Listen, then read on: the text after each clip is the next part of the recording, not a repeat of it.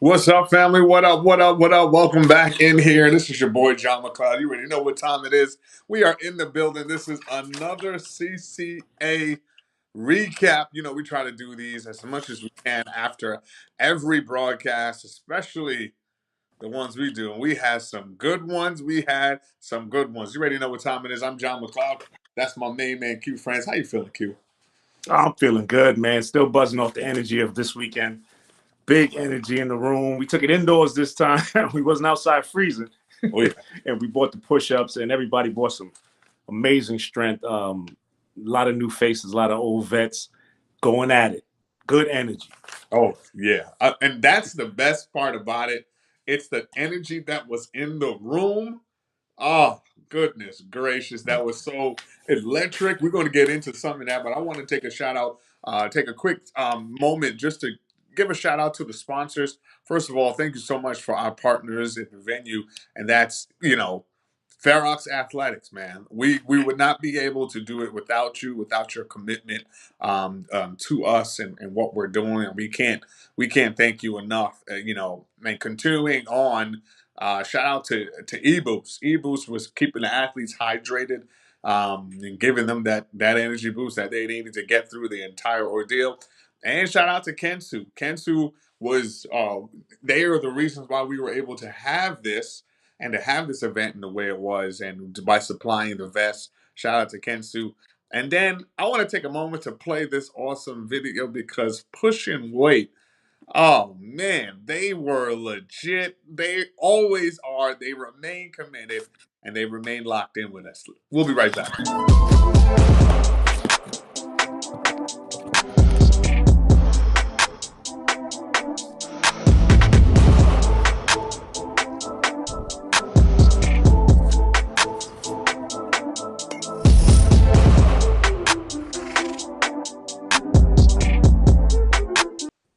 So I had to Yes, play that indeed. because, man, they just continue to level up, but they have always been awesome as well. As one of our top level sponsors, they've been committed and locked in with us for a long time. So I had to give all the sponsors some love. So yeah, man. Absolutely. What would we be without sponsors? Supporting this movement, supporting what we're doing here. We said we're going to present this as a sport, and them recognizing that this is a sport and it's something to invest in means a lot to us. And we plan on moving forward and getting bigger and better.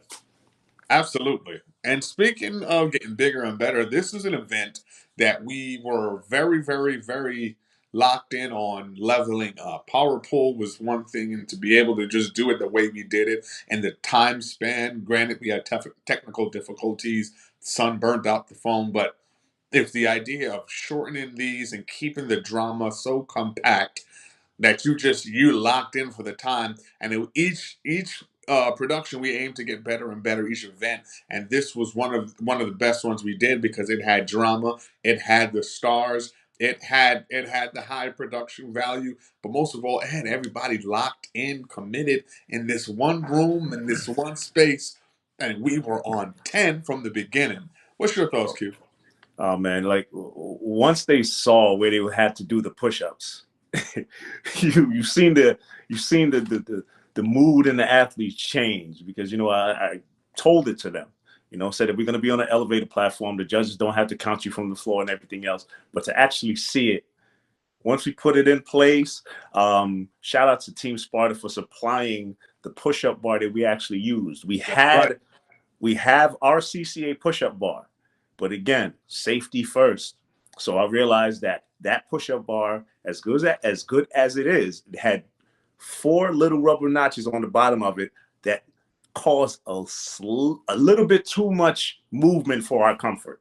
Yep. So we know how these athletes are in calisthenics. They have their own tools, which makes them the greatest athletes that they are, because you invest in the sport that you participate in. So I reached out and said, hey, I know one of you have these push-up bars with a flat platform. I need to use it. So Team Sparta showed up, and that piece of equipment wound up being the piece of equipment that we used throughout the entire event. The athletes had the option of not using it, but they said, you know what? We're going to keep this a level playing field, and we're going to take on the task at hand. And they stepped up to the challenge. And that right there Yep. was one of the main reasons why I said we're doing the right thing, because they got it right off the bat and they performed as necessary to get that win. Shout out to Snoop for bringing the metal bar in, because that, like you said, that was a game changer for for us. We had one ready to go. We had several, and that's the importance of providing high level value. We had several options for athletes to use. But they went with the one that was best for them. But ultimately, we went with the one that was safest for them too. That's right. Because regardless of what you're competing for, how much money is on the line, what is on the line, safety first. And none of that is worth you injuring yourself. And we're all about safety first here at the CCA. Q, let's jump straight into the lightweights. The first set of competitors that we had, and they came out and showed out big. Specifically one. Oh man, number one. Yes, Number literally. one, the first one on the list. And again, like I said, we pay attention to all of these athletes. We reach out to a lot of them that we know need to be on this platform. And shout out to the ones that step up to that challenge. This gentleman, Ryan, aka Monk, I saw him at NCAA competition out in Brooklyn Bridge Park. And I saw the talent already. He stepped on the bar. He went through the routines. I'm like, his form is on point. His strength is on point. He fell short in that competition.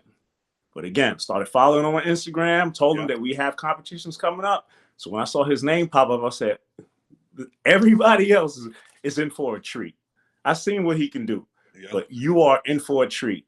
And being the first one to jump on that bar, he really did show everybody that he belonged there.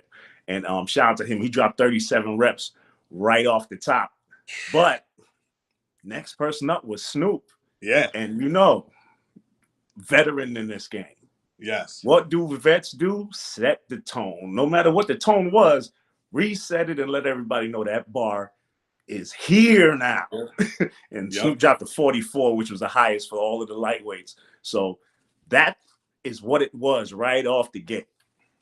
And I think too, when you start to think about some of the other athletes that joined in and did high numbers, I love the fact that it was all love from the beginning. So even when Snoop went, it was after the fact. It was, hey, no resting. Talking to his opponents. Mm-hmm. They're like, hey, no resting. Make sure you're locking. Don't leave nothing on the bar. Like, he is pushing, and that's the idea of the culture. Continue to push. And when I look at what Monk did, and came out of nowhere, and just was like, you know what? Let's go. Shout out to Young Primate, another competitor as well. Oh, yes. That continues, like, his fitness journey is continuing to evolve in a beautiful fashion, man. Believe it or not, correct me if I'm wrong. He's from the Bronx, right? Yes, indeed. Yes, indeed. Yeah, Part of that Team Empire. Yeah, those Bronx dudes know how to manufacture some athletes. Man. But the lightweights was awesome, and just to go back quickly over the setup that we had was different. Traditional power pole or power push classic, everything is elimination. This time we came back around. We allowed everybody to go in the first round, and the highest numbers go on to the second round.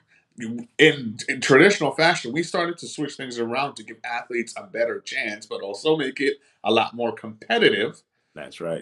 To get into that second round, like, you could be knocked out. You could work out your whole time and get knocked out the first round. That format and plan still exists, but understand that this is an evolving platform, and as things evolve, we want to make it tougher, more challenging, because we know what's inside. Below the skin, past the shirts, we know that there are monsters that live within. And we're trying to bring that out so the rest of the world can see it. So the format was great. The athletes in round one and lightweights were awesome as well. That's right. They had their 2 minutes. We had Monk set it off. Snoop come right back with the highest reps for that division. Mm-hmm. Young Primate came in. Of course, another member of Team Empire, Will Power. Wamu flew in from Florida. Oh yeah.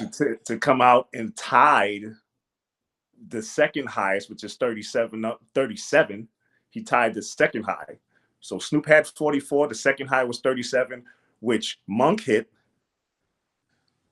Wamu hit, and then our boy Alex, ASL Fitness, came in. He came down. Where's Alex? Alex from upstate New York somewhere, right? Yeah, I think around Albany, Connecticut. Is he around that area? Side? Yeah, around maybe, I want to say maybe like Jersey area, something like that. But he's a little outside of New York. Connecticut. Yes, right. That's what I was thinking. I think he's up in Connecticut. Yeah, but he came down. He dropped 37 also. So there was a three-way tie for 37. So those three athletes plus Snoop advanced to the second round immediately. And it's that second round that changed the game. You and I were in love with the fact that those lightweights were coming in hot. They were not playing at all. We watched Monk jump back on the bar and just straight up go at it again. They go for broke. Here's the beautiful part I love. It's the ability to go for broke every single time and still have more in the tank. Right. Every single athlete did that every time, and that second round was it, man. Because you don't have 145 now. You got 245. You got 90 pounds. The weight doubles. That's right, and that weight on your back, it's different. It's a lot different. It's way different than pushing it from your chest if you're bench pressing. Yeah. You're still going through the calisthenic motion. You're going through a full range of motion, plus that stop at the top. Shout out to our judges. They did a phenomenal job. Main judge, young Aaron Ape himself, the young dad. He was, I gave him the job of being in charge of this whole thing as far as counting everybody down, making sure they were informed. Of course, we had the master of ceremony, Iron Mike himself, as the head judge, making sure that that 3-second break was adhered to at all times, making sure the athlete kept good form. My man Danny was there doing the 2-minute countdown, which every athlete had in that first round. And of course, assisting all the athletes with all that weight was Big IP, Brotherhood Zone. He's like a godfather to everybody. He's my brother. He's the strongest person we have on the squad. That's why we brought him out here, to make sure everybody was safe. And he was snatching those 3 plates off their back like it was a quarter. Oh, that's what I was about to go to. My man IP, the cyborg, was pulling stuff off. I said to myself, I was a bit concerned as the plates got, because you can snatch 1 plate off, you can get to 2, and I was like, I wonder how fast he gonna get. And they were like, when Monk first went, and IP snatched that thing like a potato chip, I'm like, oof. Oh yeah, he gonna have that job for a while. Ain't I never seen nobody do it like that. But shout out to the team. That's right. I knew who to call, man. He stepped up to that challenge, man. So in that second round, the first 2 to set the tone, Monk and Snoop had to go at it. Snoop had the highest score, so he got to choose who went first or last. And of course, he chose Monk, like most athletes would do. But at the end of the day, and this first round of lightweights proved, it's go for broke. Yeah. Like this first competition, that lightweight competition was go for broke. Everybody was hitting whatever number it took before failure. It was a hierarchy. That's right. It was no strategy involved. It was literally just put up as high a number as possible, make sure I beat my competitors. So in that second round, it was a barn burner in the second one. Yeah. Monk had to go first, so he had to put up a high number. So after dropping 37 and seeing that Snoop is capable of doing 44 with the 45, he said, okay, I got to keep it high. So he dropped 24.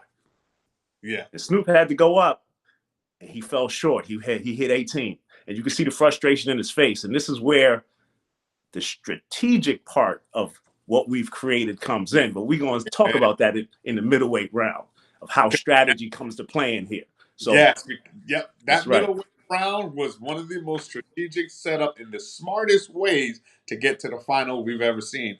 But before we get up out of here and we finish talking about because Q, who ended up going to that last round? Okay, we had Monk and Snoop going head to head, and that was elimination. And then we had Wamu and Alex going head to head. And now and out of those came the final matchup. Remember, Wamu is somebody we haven't talked about yet because we're waiting for this moment right here. And I'm saying that because Wamu went to the Power Pull Classic and went to the final against Professor Pull-Ups, a world record holder. Wamu also competed in Jersey and freestyle, and I Mm-hmm. believe he won that. Yeah, and he won, and he went out. He was in Miami for Chris Harrier's pull-up jam, and he won muscle ups.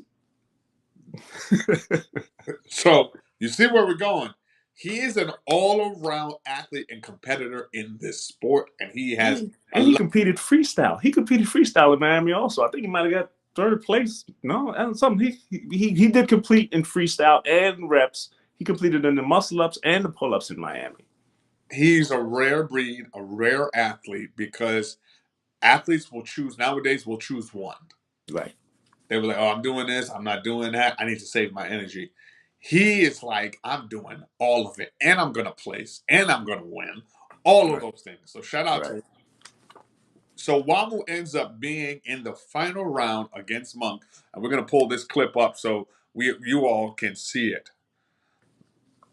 So now here is he goes in the final round. This is Monk's winning set of reps. 345s on his back. This is like when I can't tell you, man, this is incredible, Q. I love the fact that you can see his body is moving in unison. There's no wave to it. And Yeah. the one thing to watch is the athlete's head. When they start picking their head up, that's when you know they're hitting the wall. But Yeah. a smart athlete knows that pushes. You keep your face facing the floor, no matter what, because as soon as you pick your head up, it changes your spine. So you Mm. keep your face down, you keep looking at the floor, and you let the muscles do the work. And that's exactly what he did. His head didn't move. No, and I think too, like when I when we start to look at and think about just the level of we say like core strength, spinal strength, we like just that level of muscle recruitment, like to stay strong like that with 345s on your back, that's next level stuff. Like, but that's training and a commitment to a level of training that's so consistent. Like your body has no choice. But That's right. that set that I just saw is what gave Monk the title for lightweight. Yeah, he dropped 16 reps on that one. You know, and Mike Wamu fell short. The fatigue of the last two rounds looked like it got to him, and he kind of bailed out a little bit early to play it safe. He Yeah, realized that he was like, you know, I'm not going to hit the 16, so he decided to bow it a bit early. But you know, again, the man is a true warrior. This man will show up and compete in anything, and he's usually winning. yeah, More than likely, he is winning. yeah, No losses here. You know, him being in the last round of this is exactly where I expected him to be. You know, because that's what he's consistently done. yeah, You know, but the new guy, yeah. Monk, he's a lot of people were asking about him after the competition too. Where did we find him? I'm like, no, he found us. Bingo. He found us. Showed up. He did his thing. That's right. There's hundreds of thousands of people in every single gym all around this world and parks all around this world that are that person, the one to beat. We need you to find them and tell them that we're doing these competitions. Tell them to come out. We want to see them on this stage. And we don't and you notice how every and anybody is everybody and everyone every and anybody is welcome. They're That's welcome. right. And you know, you train and you show up. one thing we'll get to later that I heard somebody say about not training for this. There is blatant instance and then there's rare instances. And guess what? Both of those instances were in the same competition, and that was a Power Push Classic Volume 2. And it's just thinking about the fact, like, man, like if I'm an ordinary person, and I've done push-ups before, and maybe I haven't competed. I didn't even know this world existed. You mean to tell me I can compete in something that's simple as doing push-ups That's and right. squats and dips? Like, I can compete in that stuff. And I think the beautiful part about calisthenics is that anybody with a body can Hmm. compete. That's right. If you're breathing, you can compete. Absolutely. Absolutely. And that's the beautiful, yeah, that's it. It's the beautiful thing about calisthenics. You don't need anything. You need the most limited amount of equipment. The most thing you would need is something to pull on. Yeah. That's it. And like, when I tell you, like, you could be in your house and lean against, be on a table, pull aside from a wall. There's so many creative things that you can do. Just to, all you need is you. How many times we gotta say it? All you need is you. That's right. And and a little sprinkle of motivation. Which we whole community ready to sprinkle some motivation when you're ready. For whatever age group you're in, for whatever weight class you're in, we have all of it. So make sure you tune in and make sure you lock in with us. So now, Q, let's go on to the middleweights. Oh yes, middleweights. Middleweights brought out again some new faces, some old veterans, some people that we love to see, and some people that we became very interested in once we saw them touch those bars. So it all started off with again a new face, Brian Taco Amon, who's a person that reached out. He new face. I believe this is his first competition, and I love to see the newcomers come because then those newcomers that finish second to last or ninth or whatever 19th turn into fourth place. A couple months later, turn into champions later on that year. That's what we want to see. That's what we plan on nourishing with what we're doing. And Brian may be that next person. He dropped some decent numbers. He dropped 24 reps right off the bat.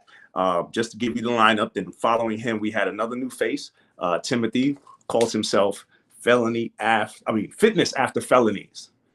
And that speaks for itself. You know, this calisthenic community is seen as an urban sport and all of these things, Uh, but and has had the negative connotation of being a jail workout. yeah. Now, let's make this very clear. Way before people were doing push-ups in jail, people were doing push-ups. Let's get that right. Um, Yep. Calisthenic is not a street workout. It's a workout. It's one of the oldest workouts that have ever existed. It deserves the respect that it deserves. Don't try to diminish it. It is still the oldest form of exercise. It is still the only form of exercise that is the safest form of exercise for your body. It is natural movement. You cannot discredit natural movement by just saying a certain percentage of people are doing it. This man, he served some time. He has served his time. He's Mhm. decided to dedicate himself to fitness, and he's here to present himself as an athlete, and we welcome him.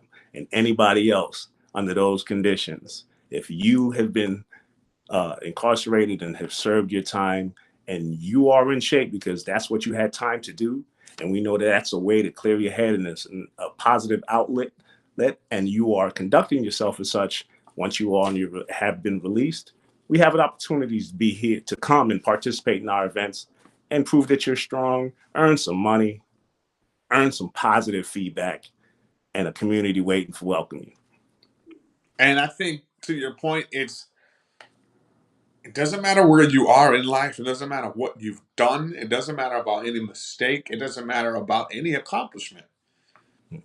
If you want a sport that is going to be like this, hands out, welcoming you, come through.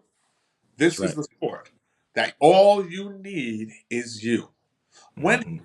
Ever been able to show up to a place when all you have to do is you physically show up and be able to be a part of a community. And the best part about this community, I'll say this forever, is it's not so much about the people that can do 50 reps, more so than it is about the people that can only do one. Right. The people that can only do one or barely one are the ones that get 50 people around them, pushing them, cheering them, lifting them up to the point where you will even get people from the crowd to rep with you. Just so you understand, you are never alone. That's right, because we were all there. A sport, yeah. We were all there.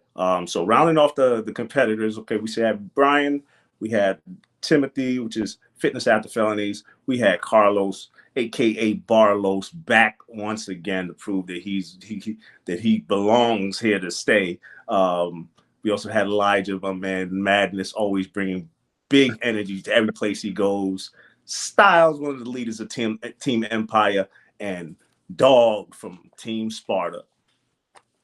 When I tell you this had like just to see, first of all, shout out to Dog for being a father and still competing. Oh And yeah. to the second round. Oh yeah. Oh yeah. That Oh yeah. Look, and we watch it. We have to watch out for his son and compete. Come on, we all know that life. yeah. When you got to run to the park and try to get a couple reps, and you got your kids with you. Come on, we know Yeah. that life. Yeah. So this is nothing new. This is nothing new. We welcome you. We welcome you. But Yeah. we had some good numbers going into the second round. Nobody hit any 40s because of Mr. Carlos. So Now, let me set the tone. now let's talk about that strategy that we were talking about before. He purposefully now decided to go for a specific number just higher than everybody else. Nothing specific, nothing too crazy. But the reason why, one of the reasons why his strategy worked is because he wasn't first. Right. See, He was that's exactly third yes, he in a was. 6-man heat Yes. where 4 had to go for 4 get advanced and 2 drop. So Yep.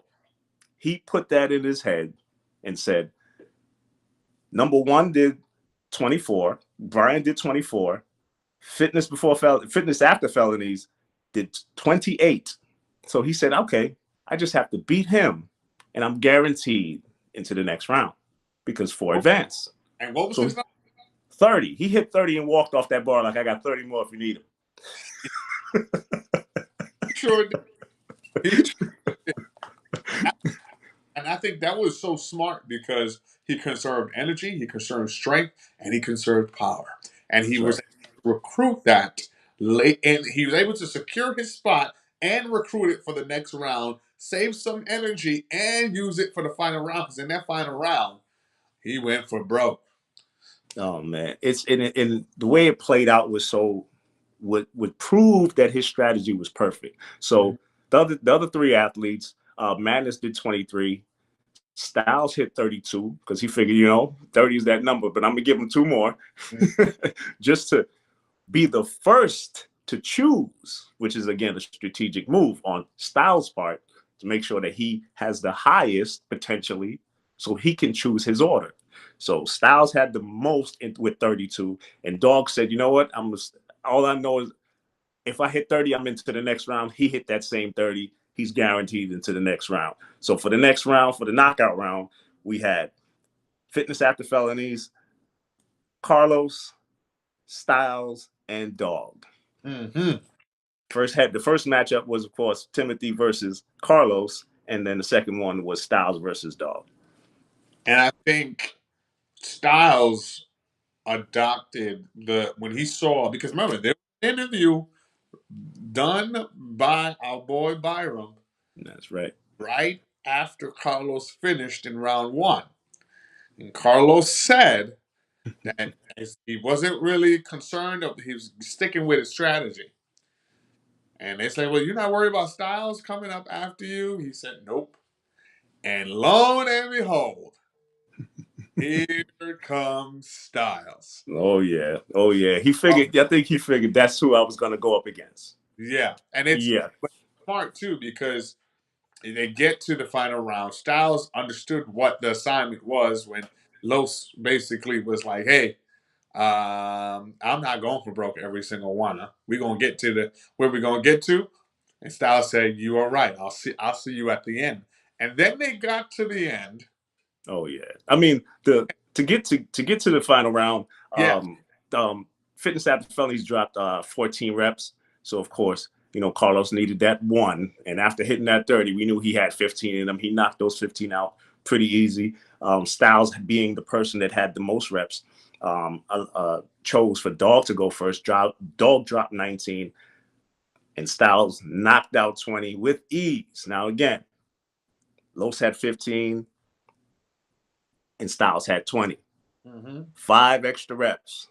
Question is, did those 5 extra reps mean that much? I don't think so. They had about 3 minutes rest.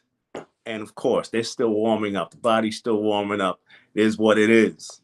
But in that last round, John, we had the most drama that we had of the day. I thought it was going to be the heavyweights, but the middleweights are the ones that gave us to us. And right, but I'm letting people know on Instagram know that they could want to be here to hear this one because when I tell you, fam, this final round, what you're about to see, if you haven't seen it, it is golden, dramatic Oh, fashion. yeah. Let's look at the clip, and I put the sound on it, so you're gonna get the real reaction of what we had coming up here in a second. This is why we call this Power Push Classic. Because every day is a dang classic. Here we go. Whenever you're ready. 3 plates on your back. 3 plates. Here we go. Man, go. The electricity going through that. Yeah, man. Now look at that form that I'm talking about. Head, shoulder, hip, knees, ankle, one line as much as possible. And he's even extending out of that push-up. He doesn't have to do that. Yeah, almost a hollow body. Right. That means he's comfortable with this weight. Check it. That means he was Nice. training. That's right. Let's see the head. See the head. As soon as that head popped up, you know what time it is when that head starts to reach for it. As you can see, folks. He got 17 on that one. You see Styles 17 jumping. reps. Power Punch Classic. That's what it's all about. Let's go. Styles kill. I love that. They gave each other a dap, He was like, good luck, brother. All right. Whenever he's ready, let's go. Load him up. Notice Styles dropped the knee as they load the weight. Very smart, man. Here's Styles.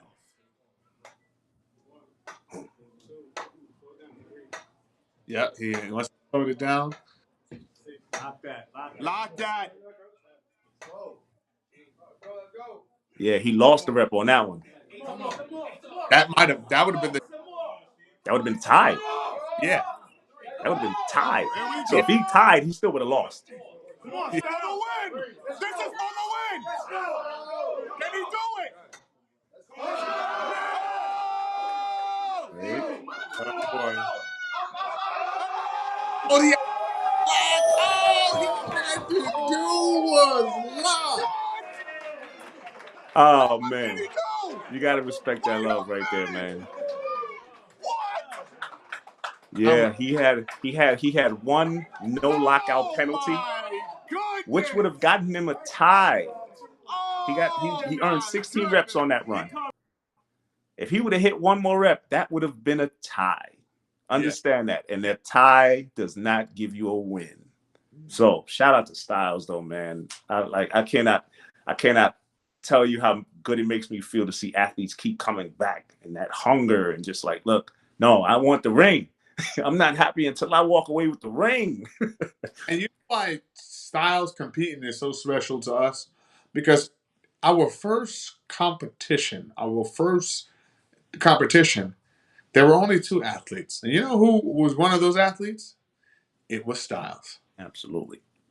And Absolutely. competed in the 5-minute drill battles that we first. Oh, that one sucked.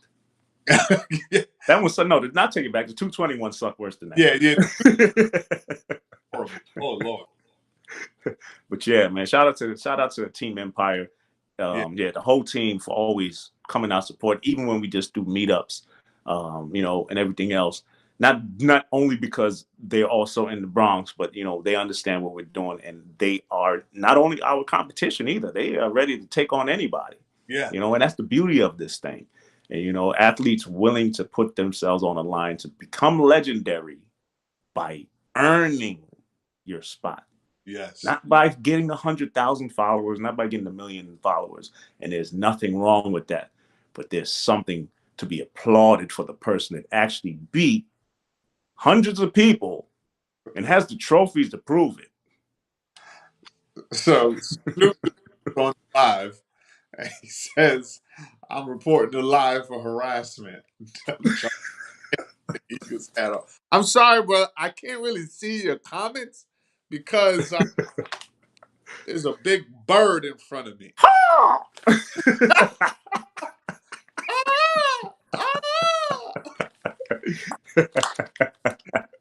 Shout out to Snoop. Yes, sir. No, Oh man, but yeah, like, going back to like that battle between Styles and Carlos, it really embodied the drama that we see in this sport a lot. It's always you see on the logo one more rep, Mhm. and that's what it comes down to so much. It comes down to the one rep. You may train one certain way, but there is one more in you. And you do one more, and it could separate everything. That's right. And learning where that comes from. Either it comes from motivation. Some people say they hear somebody screaming, they hear somebody else external motivation, wherever it comes from. Sometimes training doesn't teach that. Yeah. It's just wanting to win. Yes. It's the will to win. Yes. That's right. Styles That's right. From the jump, that will to, I don't care what anybody says. I don't care how to work at 3:00. At 1:30, I'm going to be competing to win. That's right. That's right. And that's why he's a leader. He's one of the leaders of Team Empire. That's right. He put everything on the line. You have to respect that. Look at what they do. Look at what they do. Everywhere they show up to, they destroy. That's Everywhere right. they show up to. They have no low man. They have no weakest link. There's no weakest link on the squad. The improvement that Will has shown, I was about to say that, is incredible. I tell him I watch him. I said I pay attention. My homework is watching these people and seeing them their improvement. And he's somebody that has consistently improved. I know he has them on their toes. He has them on their toes, and that's how it should be in your team. I want to give some special love to Will because he was in the Dip Classic, and he went to the second round and had to battle his professor. Oh yes, that's bound to happen. That right there, Styles should be proud of his brother because man, to come from maybe he was, if you were looking at it, he looked like a member of a team that was just be there and just hang out because those were his boys. He went from that to being like, no. Right. I'm a member of this team. I'm a member of this team. Like I can go to the second round. I can go to the final round. And he's increasing and increasing every single time. I just love to see that. And also, shout out to Cuzzo as well, who is just, he's one of the iconic stories of this sport. Absolutely. What he did on Power Dip. Well, he won with the dips. Yeah. And he was in the building too. Shout out to he definitely was there supporting the team and other members of the team. But yeah, shout out. I'm so glad we had Will out there because he was supposed to be deployed. But he was actually able to make it. So yeah, shout out to Will for sure, man. That middleweight division was the one that had the room buzzing. Everybody in Ferox must have heard us screaming for that one. Yeah. It was so heartfelt and dramatic, and there was so much we were able to just lock in and see That's the. right. That was awesome. Now let's get over to The heavy, heavyweights, the big fellas. the big boys The big fellas, man. The big fellas never disappoint, man. It at and, all. and one of the things, one of the things that I knew that the big guys was gonna do is put up some serious numbers. I knew they were gonna move that weight like it was paperweight, and they came out strong. Like I told you, Snoop had the highest of the day with 44. Yeah, Right, so I'm like, he said all the right, they might, hit a couple 40s here and there. Man, look, let me give you this lineup right off top. We had Anthony Brooklyn. Man, just call him Brooklyn. He is what he is. He's a machine. He's a physical specimen. He's a good guy, man. Always supporting a lot of events, man. He's a positive energy in this community. Great to have him out here. So we have Brooklyn. We also had Drew, came in from Chicago, another active military member, bodybuilder, and a consistent calisthenic competitor. So these guys that travel state to state to do this and other modalities, bodybuilding and powerlifting and you name it, he does it all. Drew. Hybrid athletes, that Byron would say. Did Drew have like? Didn't he have like the highest tied for the highest? Yep. I think right in the beginning too, and then we said 40. Once Brooklyn hit that 40, Drew said, "Okay, I'm gonna pull did it. I gotta pull a strategic move There you because go. again they saw everything that transpired Yeah. and they said, okay, I gotta adapt. I can't just go into this blindly. I have to adapt. 40 is the high. He dropped 45. He was like, I'm gonna make sure. He said, I think that's a high number for these athletes to hit. I'm gonna make sure I hit 45, and he knocked that 45 out. And correct me if I'm wrong, Q. The highest numbers were 245s, a 40, and what was the other one? 32. And a 32. Mm-hmm. Tells you like so much. Yes, because think about it. Lightweights, the high numbers were 44 and 37, tied three ways. Middleweights, the high number was 30. And again, that was strategically done. Yes. I have no doubt the middleweights could have hit 40. Yeah. But it wasn't necessary. Absolutely. But when Brooklyn dropped 40, it was necessary. Once Brooklyn hit that 40, the game changed. It was guaranteed high numbers for the win in that division. So Drew stepped up, hit that 45. Next up was Team Sparta's own. It came in at the last minute. O'Brolick. Yeah. And before we talk about O'Brolick, I want to go back to Madness real quick because he said that kind of had me looking and people were laughing at me because of my reaction. He said, I didn't really train for this. And in my mind, that sounded crazy because I'm like, how you going to sign up for something and don't train for it? Like, if you actually get behind tore up. I said, well, maybe he was just busy. And okay, cool.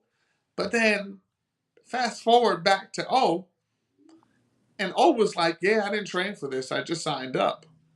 And he won.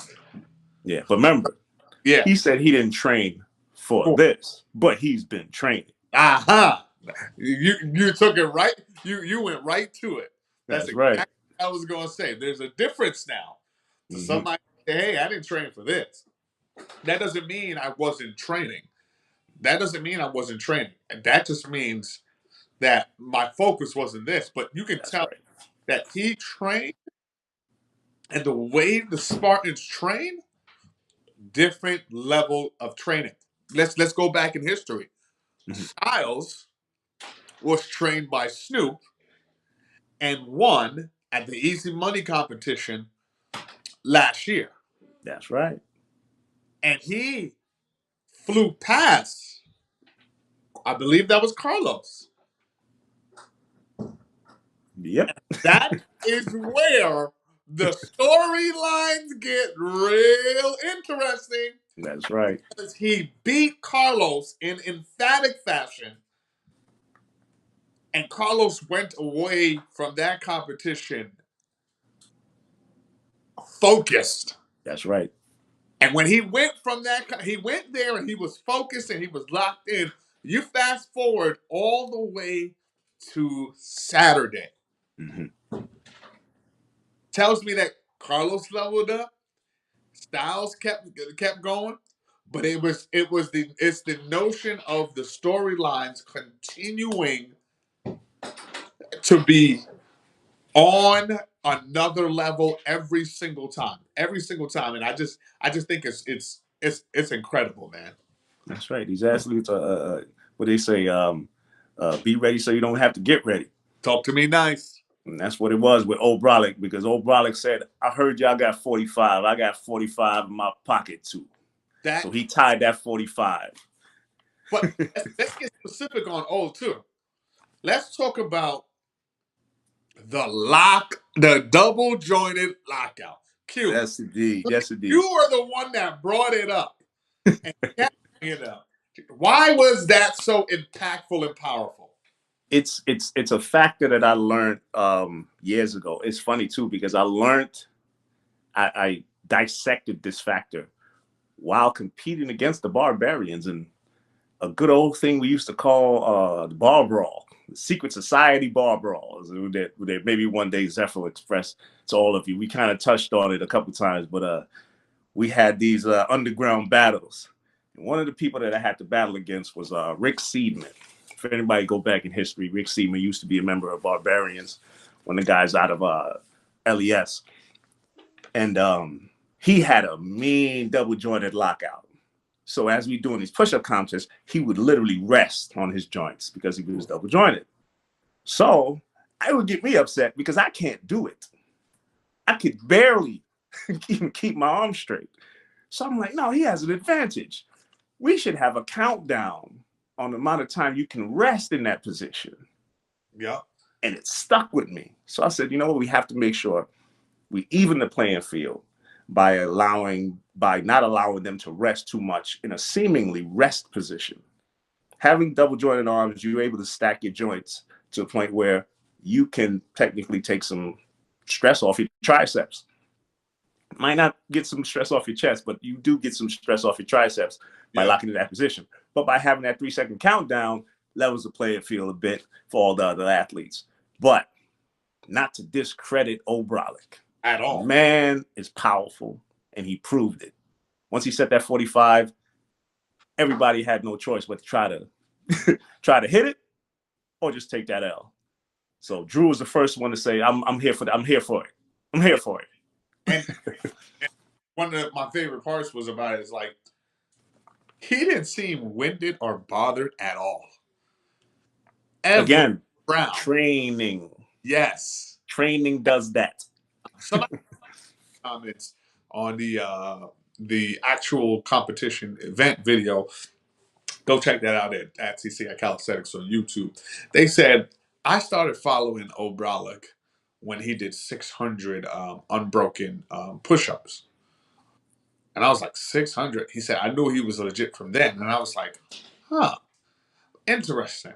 When I started to think about that concept of volume training, because you don't get to a point of like, you know, pulling out a 45 clip with a 45 on your back on day 1, 2, 3, 30, 60, 90, maybe not even on day 120.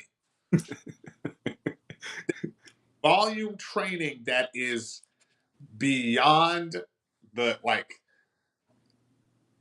a lot of people's breaking points. Right. People say, oh, I'm gonna train Monday, Wednesday, Friday. And that's gonna be my thing. And there's a volume training. Okay, when you train Monday, Wednesday, Friday, what are you doing in that?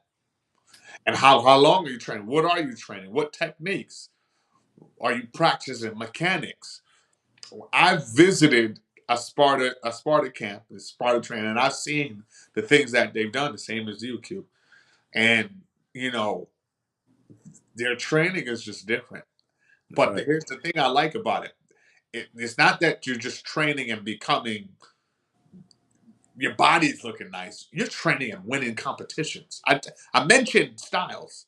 that's on Team Empire that trained with Team Sparta and won by a landslide. You watch O, not train for this event specifically, show up, invest, win it, go home. So something's got to click, right? That's right. That's right. The training method works. Again, they do a lot of time under tension also. So, whatever you're doing and you've been doing it for the same amount of time, a long period of time, time to switch it up. Time to switch it up. Start adding different ways of training to your training, and it will affect you. And if you want to connect with some people that know how to do it best, go talk to Zeph and get on his Patreon and all that stuff. They have many different outlets where you can learn from them. So reach out to them because they winning. Reach out to them teams that are winning. Clearly. Yeah. So yeah. Run down the rest of the athletes. We had one of the biggest athletes in the competition out of the Bronx. Also, Demarest, who was one of the taller athletes. Him and Scott Bernhard, who was also came out. Scott actually barely missed the qualification into the next round by 1 rep, actually. Ooh. Yeah. I think, and I watched Scott's performance, and it looked like he stopped short. I don't think that he went to his full potential. I think he wasn't. To be honest with you, I don't think he paid attention to the field, because when he stopped, it didn't look like he was at his failure point. And what was it about that made you come to that conclusion when you were watching him? What were the movement? I didn't see the failure rep yet. I didn't see that absolute failure rep. He got off that bar as if he had more, in my opinion. And I watched it 3 times. And I'm like, no, he had more. And again, I've known that kid since he was about 16 years old. And I'm like, no, he had more. He had more in the tank. I think he misread the playing field. I think he thought that he did enough. But he forgot that he had 2 more athletes to go. Yeah. And one of those athletes beat him by 1, which eliminated from that round. And that athlete was the crowd and fan favorite from our polls on IG, none other than Tafarel, Mr. King Deadlift, fan favorite. And that guy is just so smooth with it, man. Yeah, he's again a new face. He's been training with Team Empire. They've been bigging him up and saying that this guy is really strong, and he is. Welcome to calisthenics. Welcome to the CCA competition. We hope to see you back, Taff, as they call him. Also in that heavyweight division was none other than our guy, Big Juice, man. Juice had a technical issue, and I spoke to him about it afterwards. And again, I tell all you athletes this. This thing when you get emotional in this sport, yeah, I understand. We get it. But don't get emotional to the point where you lose the opportunity. Yes. Because he had a little mishap with the vest, and it frustrated him enough to want to stop. But it was something that could be fixed by just a pull of the strap. Yeah. In that 3 seconds that he had to hold up top, we would have just pulled the strap and tightened that vest up again just so he could continue. Or IP would have held the weight for him. But again, you get in your head, and again, I'm not knocking that. I've been in that position when you just could get completely frustrated. But it's something that could have been fixed in a matter of seconds. But the beauty of this is, after speaking with Juice, he immediately, after that conversation, he said, when's the next one? See, and it's that right there. He's an OG. That's right. He doesn't have to do this. He's one of the few people that I would say will be on your level as far as being in this game a long period of time. He has every right to be like, I've contributed a significant amount. I'm going to stay in the background and support the next generation of athletes. So many people have come from under him and come from under Beast. Andrew was one of them. Right. Drew is one of those people. Competed with him. That's right. So when you say, when you see the fact that he's still out here competing, that tells you that calisthenics is an ageless sport. Right. It Bigger doesn't than that. When you were training, it doesn't matter. Right. Bigger than that. He mentioned that he missed it, and he missed that release that he get from it. It's a stress reliever. It's a way of coping with your issues. You know, you could get frustrations out by literally just training to the point where you have nothing left physically to give. And that is a release. It's my meditation. I put on some music. I work out to music that you wouldn't expect. I don't work out to DMX. I literally work out to meditation music in a sense, and go somewhere where nobody is except for me and my workout equipment, and get in that zone. And that's how I relieve my stress. So when he mentioned that, you know, dealing with family life and everything else, I realized what was missing. And he said it was this. He missed this. So that's motivation for us to keep providing this for these athletes. You know, when you say that, you know what? I missed that. I needed that push. I need that extra push. So this is that push again. This is the former champion in the era when it was the start of this very thing. Like all you guys are doing freestyle right now, years ago, it was Juice. Yeah. That was motivating you to do this.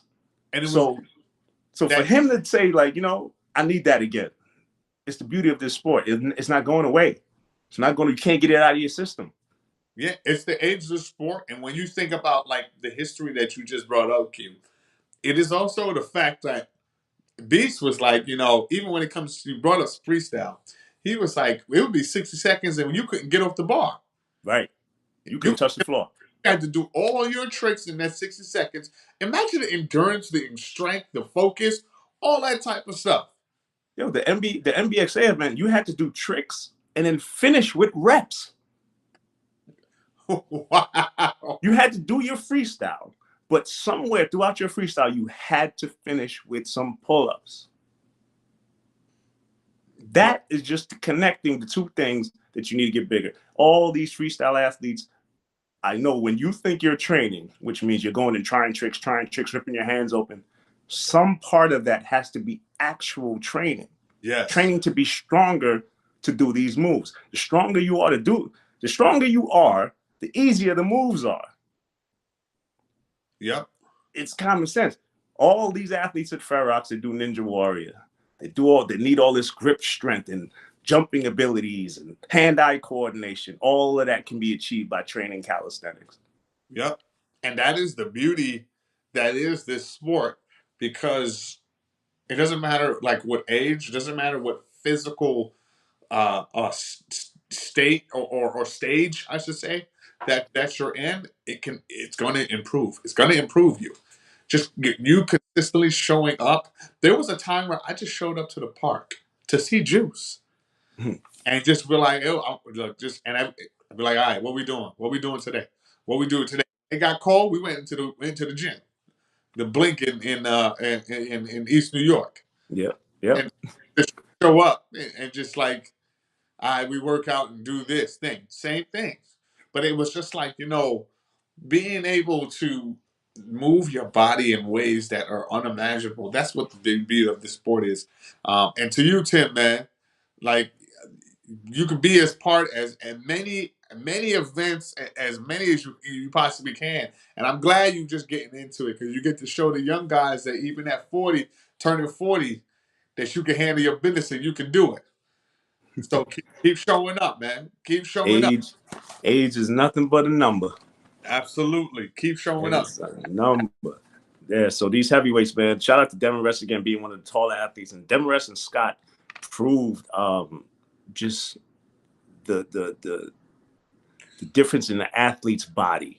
Yeah. Because when you saw him doing those push-ups, man, it was almost like poetry in motion.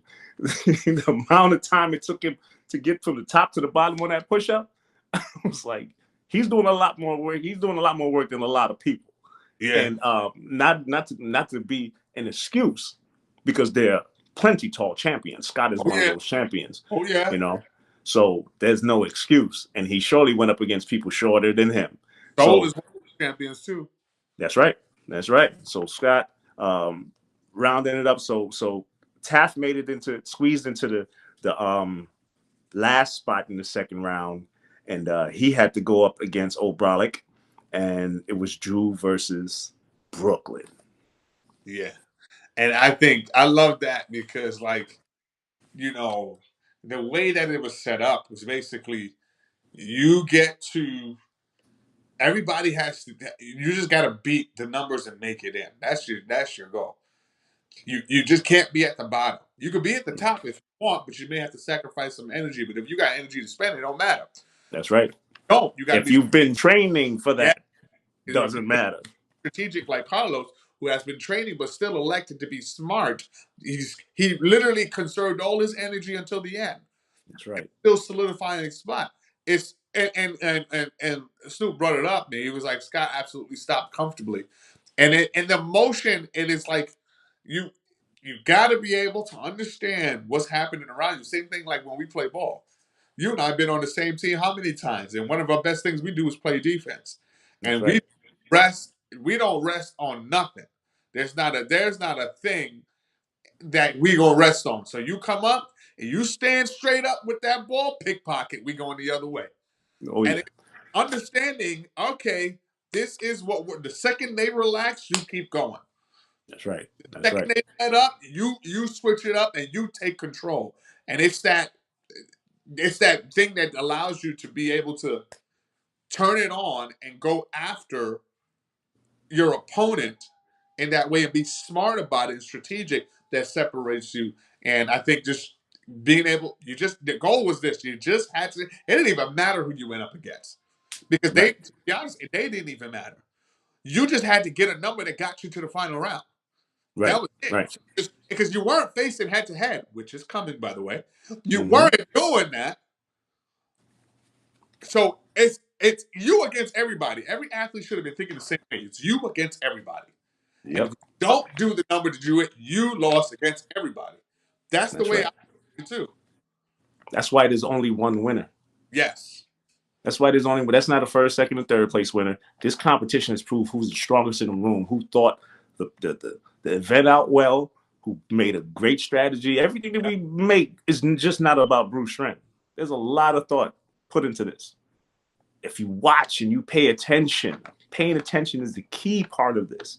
Making sure you're doing what the judges want, making sure you're doing better than everybody else on that playing field, making sure you do enough to get into the next round, and making sure you got enough in the tank to win when it counts.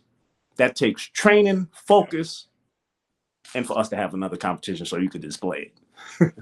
And I think too, like the the thing that I love the most about this is that it it legit made athletes stop, listen, and just like, okay, I may not be able to beat him. Because remember, we did dead stop. So we removed all momentum from this. So the volume, training, and reps and stuff like that won't help you because the ref will tell you slow down. So what Right. is the thing that activates when you can't do the myelin, the muscle memory that your body goes into when when you're in competition mode? Your body's gonna go back into what I train for, but you're gonna get a little extra boost. You're in competition mode. How many times have I been in Pup J's or other competition, and I may have trained a certain way, and I get to Pup J to try to do it, and then it's like, oh man, in practice I was only getting like 85. I'm at 98 now. That's right. But That's the guess what? stage. Yeah, and it's the stage. It's your adrenaline. There's your mind that you put yourself in. Okay, like what is my mind going to be when it's time for me to go? There's some athletes that get to that stage and they freeze. Yes. They go to the number that they train to, which is one of the biggest mistakes you can make. Yeah. You put a number in your head. Yeah, or the number in your head, and you better make that number way further down the line, because and that was one thing I had learned from you one year at PUBG when you were like, what's the number? I was training 40, so I was aiming for 40. You was like, why would you aim for 40? You should have aimed for 50. That next year, I came back and hit, I think it was 55, and you were like, what number were you thinking of? And I was like 60. You Right. were like, yeah, but in training it was 40. Right. And Right. in training, I was at 40, 45s, and I was like, man, if I could get to 50, I know I could do something. If I could get to 60 in this time frame, this window, I know I can do, other thing. And that's the different level of mentality. Q, let's talk to me before we go to the final clip of O and how he won it and what it took for him to win. Can you talk about like some of the things that athletes, if you're listening to this right now, can do to set yourself up for the Power Pole Classic? Like even if it's training regimens or things to focus on. The Power Pole Classic, the dip is coming back, and of course we're doing push up again soon. What are some things that the athletes can do, exercises that they can use to train? Two main things. Form. You know this competition is about form. That's one thing you have to focus on. Do not dilly-dally when it comes to form and training your form for that competition. You have to know without a shadow of a doubt that you are doing exactly what the judges want. If you're not doing that, you're going to show up there doing what you've been training to do, which is wrong. And your body naturally goes back to what you've been training to do. So train good form first. Make sure you have everything in alignment. We're all about alignment. Now we talk about core. I'm going to say the word gait. And your gait is your lower abs, your quads, your glutes, and the muscles of your lower back. All four of those work together to keep that core in place and stabilized. Do a lot of planks and all of these things because that's where you get a lot of your strength from. Do a lot of core strengthening exercises. And the second thing is never train for the task at hand. Train beyond it. So get you one of those pushing weight 40-pound vests. Yeah. You put that thing on you, you train with that thing on. It will humble you. But once you take it off, that's 40 pounds less, and you are guaranteed to move better.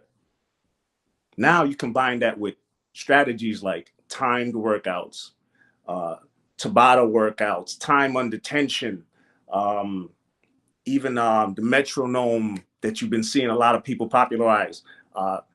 Difficult training. You should never be comfortable while you're training. If you're used to doing 10 sets of 10, you better add 5. True. It's as simple as that. You always should be hitting failure. Otherwise, what are you doing? If that last rep is as easy as the 5th, you're wasting your time if you're training for competition. Yeah. If you have to run a 10K, don't train for a 10K, train for a whole marathon. There you go. Because that 10K was breakfast. Stop training for the task at hand. Train beyond that. We said put 3 plates on your back. Put 4. Yep. If you could get to 10 with 4 on your back, you end up doing 16. Thank you. 17 with 3. That's right. And all you got to do is make sure your form is on point. There you go. That happens in training. Also, get you a team around you. Get somebody to watch you. Don't use a mirror. Let somebody with an educated eye tell you what you're doing wrong and listen to that person. Network. That's right. Again, there's a lot of teams doing this. If you don't have a team, contact us. We will have a team. We will be putting a lot more information and tips and all these things, how to get better at these competitions, because we want to see you break records. There you go. We want to create the best athletes out here and put them on this stage and show the world what they're capable of doing. And if you don't know how to do that, we'll gladly teach you. And in that same vein, if you do end up training and fall in love with the sport, which I know you probably will, you may end up looking like this guy. This is O Rollick's final rep set that got him the win. Man, you talk about somebody giving the judges what they want. This is a How you win. beautiful display. Look at the level of strength. Even they have to tell him to slow down. There you go. There he is. Look at that. You know, there's no discrepancy about locking out or nothing like that. The man showed it. The man showed it. Look at that. See that? Again, we've told these athletes no sagging in the back. And again, it's not a good decision to do so with 3 plates on your back. Yeah, Your body will tell you, oh no, don't do that. let me tell you. We're glad to say nobody did it. My mother said when I walked in the house, I know y'all boys ain't out there putting no weight on your back and pushing up. She was like, "What about your spine? What about?" And she was like, "I'm going out there with a belt." So I'm not telling my mama where the next event is going to be because I'm far behind. Nice, nice, smooth. Yeah, man. So Shout out yeah, to so O'Brien hit 17 to take the win from Brooklyn, who hit 16, and of course, you know that was no easy task. And as you see, he went all the way. He might have been able to get one more rep in, but 17 was all he needed to win. And great job, great job. And again, think about this, right? So the winning numbers for the championship, 3 plates on their back. Yep. Carlos hit 17. Monk hit 16. O hit 17. Wow. 3 different weight classes, same range of numbers. That tells you what, ladies and gentlemen? Doesn't matter. Does not matter. If they went up against each other, they would have hit the same numbers. Yeah. Because it has to do with you. That's right. Your body. You staring at us right now. All you need is you. About That's to right. break the whole phone messing with y'all. No, but man, it was, it's been an absolute honor coming in here, always with my brother, to talk about the amazing sport that we help govern and push. And this right here is just the first of many. And shout out to the freestyle folks, man. Before we get out of here, I know we didn't get a chance to talk about war, and you were able to see a clip. Yeah. Came up. Yeah. War was incredible. Always. Look, I talk about freestyle so much, and I always wind up at a freestyle event. I judged the last one out in Miami. Always exciting to see all these new faces. Shout out to guys like Levens, Aspen. Who else, man? My boy Annie Mo. Annie Mo. Come on, Flash. All the guys from out in California, Cali Bar Nation, man. These dudes are amazing, amazing, amazing athletes. Miss Toasty, all of these great athletes that came out there and was doing some amazing things. Of course, and these matchups were perfect. I mean, we thought that Nexus with that 720 is it, but I mean, the leader of Cali Bar Nation, he got that too. He was like, I got one of those too, So those matchups were on point. Yeah, and that ability for Homeboy, I just think like when he came out of nowhere, Homeboy did that. I was like, wait a minute, These guys, like you said, these guys are vets, man. They're champions all over the place. They competed in WCO, UCFL, and they came to Brooklyn and they were bringing it in Brooklyn. Yeah, the Brooklyn Zoo was lit up all night. I told Next Level Next. I was like, man, I'm gonna start calling you the Grim Reaper. Because when you step up to that bar, it is terrifying, man. Because the level of height he gets off of the initial swing that gets him up there to doing that 720 is mind blowing. Oh my goodness. We got to get out of here. I'm not going to drag it out any further. Bring that up because it was awesome, and we getting deeper and deeper into freestyle. And you're going to be seeing more of that on the channel as well. So just continue to shout out. Any final words before we get out of here, Q? Next up, we want the ladies. I'm telling you now, we try to do it again. We tried to do it before. And again, we're taking all the responsibility for not doing a better job, but we intend on doing a better job because we do want to put the ladies on display. Not the ladies and the gentlemen. We want the ladies to be on display because there's a lot of strong women out here that need to be seen. The world needs to see the strength of these ladies, and we want to put you on display and show you how strong these women really are. So that's our next big project. We're working on the ladies, plus all of the lineups, all the power plus a special event that is going to be a lot more encompassing. We're going to have some squats in there and all this other stuff that you're used to. Yep. With all of our rules and Oh, yeah. regulations, of Oh, yeah. course.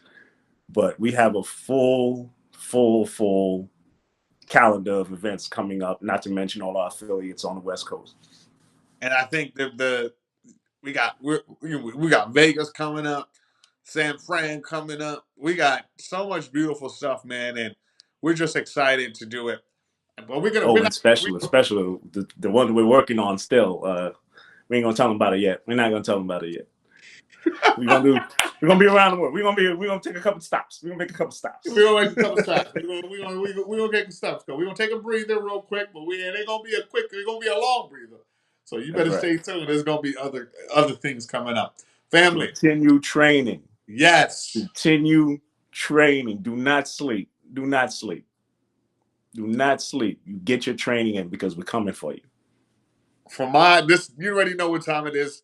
For myself, John McLeod, for my boy Q, shout out to all the sponsors yet again that continue to show their love and their beauty for the sport. Shout out to Pushing Weight. Shout out to Pushing Weight. Shout out to Pushing Weight. Shout out to E-Boost. Shout out to Kensu. Shout out to Ferox Athletics. If you haven't been, get your kids. Go out there. They have adult Thursday nights. It's a beautiful facility. Go check them out. Much love to them for accommodating us in all times and also making us feel so at home. Appreciate you so much. You see it. Ferox Athletics in Brooklyn, New York.